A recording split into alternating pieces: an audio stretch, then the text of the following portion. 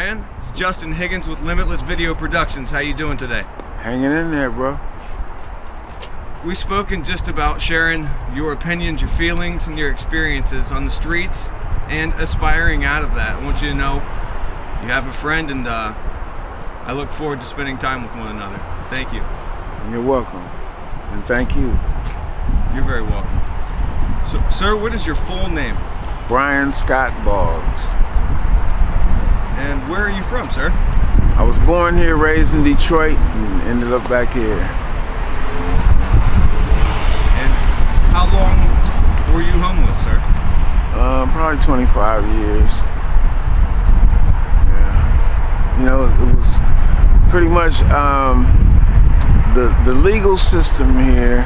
You know, they have,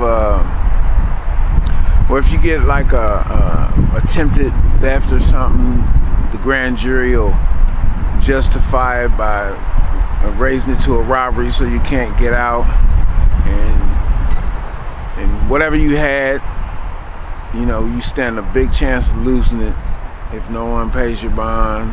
It's got a lot to do with the legal system. So let me ask, sir. Yeah. It's a well-known fact that 80% of the world's population can't afford litigation services. Mm-hmm. Do you think that some of the homeless population is a direct reflection upon access to the justice system? Hell yeah. Can you share your feelings on that with me? I could share you an experience. I had set myself up with Southeast Mental Health, which is down here on Long and High in Columbus. And they helped me get housing. A friend of mine who I used to do drugs with, he got his shit together and he helped me get a voucher, a Section 8 voucher where I could get a home. And as a result of me relapsing, I called my probation officer, and told him that I relapsed. And the day before I moved into my home, he arrested me, and I lost my voucher and everything that I had, my dog, everything. And they let me out 2 months after I was in prison, like shock, hey, you know, we're doing you a favor. But it was basically, I had nothing. After 2 years of struggling and working hard, I fucked up, yeah, that shit happens. Everybody fucks up, you know? But I fucked up, and it cost me everything that I worked hard for 2 years, and I ended up in the streets. I stayed in prison long enough to lose everything, and then they let me out, and I went down to Southeast, which I was working there too. I was not only a client, but I was working there too. I went down there, borrowed a few dollars, caught the bus to a shelter, and I don't want to talk about the rest.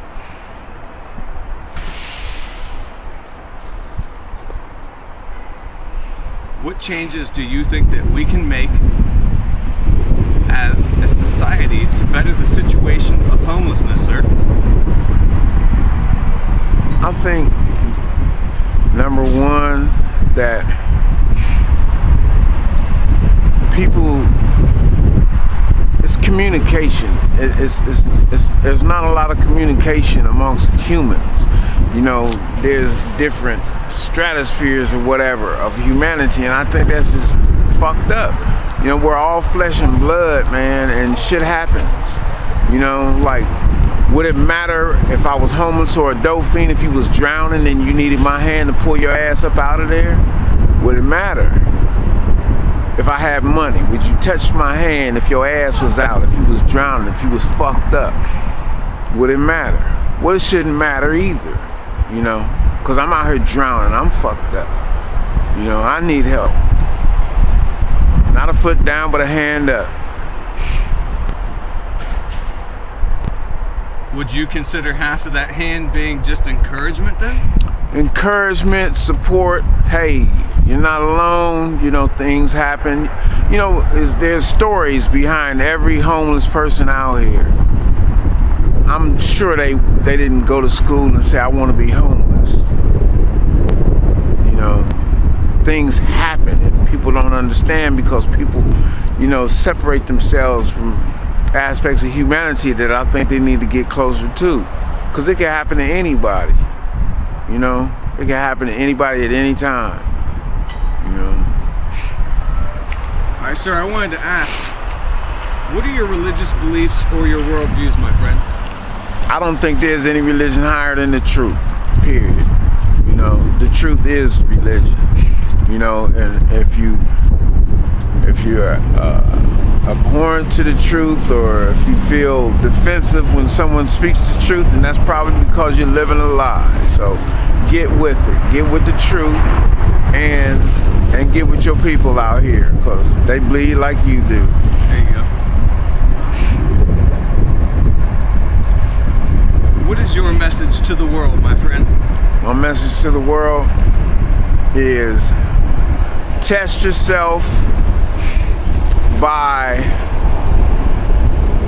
challenging your beliefs. You know, there's people out here who feel hopeless, they're homeless, they don't have anything or anybody. Challenge yourself and go out and do something that you wouldn't ordinarily do with someone that you wouldn't ordinarily do it with. Sir, what do you consider living a limitless life? A limitless life? Shit. It's finding something to do that's worthwhile, that's worthy of doing. And I ain't talking about, like, you know, somebody in your circle or something that you're comfortable with, because comfort is laziness.